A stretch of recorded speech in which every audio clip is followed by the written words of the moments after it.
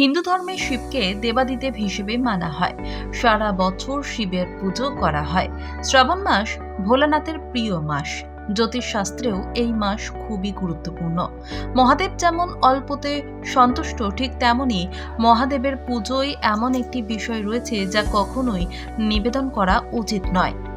সেই তালিকায় রয়েছে একটি ফুলও। হিন্দু ধর্মে শিবকে দেবাদিদেব হিসেবে মানা হয়। সারা বছর শিবের পুজো করা হয়। শ্রাবণ মাস ভোলানাথের প্রিয় মাস। জ্যোতিষশাস্ত্রেও এই মাস খুবই গুরুত্বপূর্ণ। এই মাসেই ভক্তরা শিবের পুজো, উপবাস, মানত করে থাকেন। শিবের পুজো করলে শুধু সুখ, সমৃদ্ধি, শান্তিই আসে না, দাম্পত্য জীবনের নানান কলহ দূর হতে পারে।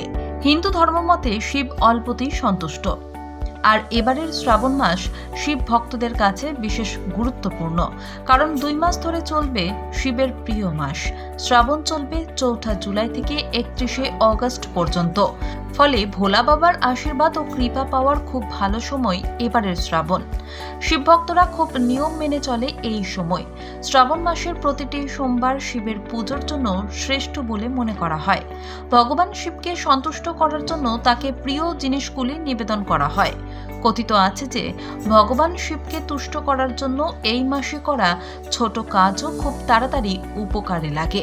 শ্রাবণ মাসে ভগবান শিব খুব দ্রুত খুশি হন। মহাদেব যেমন অল্পতে সন্তুষ্ট, ঠিক তেমনি মহাদেবের পুজোয় এমন একটি বিষয় রয়েছে যা কখনোই নিবেদন করা উচিত নয়। সেই তালিকায় রয়েছে একটি ফুলও। শাস্ত্রে রয়েছে একটি ফুল রয়েছে যা মহাদেবকে ভুলেও অর্পণ করা উচিত নয়, তাতে ভগবান শিব রুষ্ট হতে পারেন। এই ফুলকে অভিশপ্ত হিসেবে মনে করা হয়। শিবের পুজোয় কেতকী ফুল কখনোই ব্যবহার করা উচিত নয়। শিবপুরাণেও উল্লেখ রয়েছে কেতকী ফুল যেন মহাদেবকে অর্পণ না করা হয়। উল্লেখ রয়েছে জ্যোতিষশাস্ত্রেও কেতকী ফুল দিয়ে পুজো করা পাপ ও অশুভ মনে করা হয়। শ্রাবণ মাসে মহাদেবের বিশেষ পুজো বা রুদ্রাভিষেকের সময় কিংবা প্রতিদিন শিব পুজোয় কখনোই কেতকী ফুল ব্যবহার করবেন না। এই ফুল দিয়ে পুজো করলে মহাদেব রুষ্ট হতে পারেন, তাতে আপনার জীবনে নেমে আসতে পারে নানান রকম বিপত্তি।